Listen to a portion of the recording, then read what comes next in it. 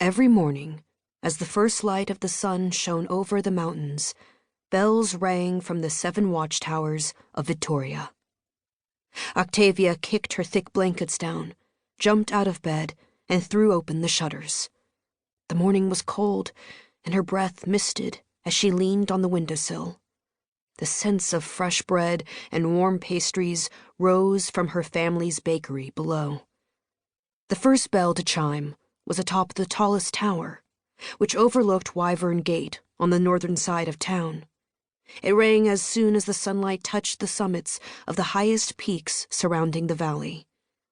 Movement on the narrow street caught Octavia's eye. 4 stories down, a pair of town guards in black uniforms rushed down Fishing Cat Lane toward Juniper Street.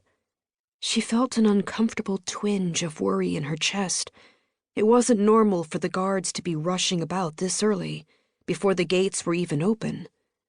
Something must have happened during the night. She didn't hear any shouts or sounds of alarm. She hoped it was nothing serious. The guards were gone from Fishing Cat Lane by the time the second bell began to ring. 5 more followed in quick succession, and soon all 7 bells were ringing together, all around the 7-pointed star of Vittoria's high wall. Their song chased up and down the River Nix and Long Road, echoed from the rocky mountainsides and the forested hills, and filled the terraced fields and orchards of the lonely vale. For the townspeople of Vittoria, the morning bells meant the day was about to begin. The bells meant it was time to wake, time to rise, time to work. During the daytime, it was safe to venture beyond the wall, and it would be safe until darkness fell again.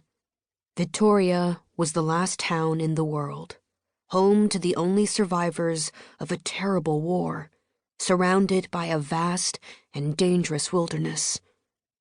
The worst of the dangers were the monsters, and for those monsters the morning bells meant something else entirely.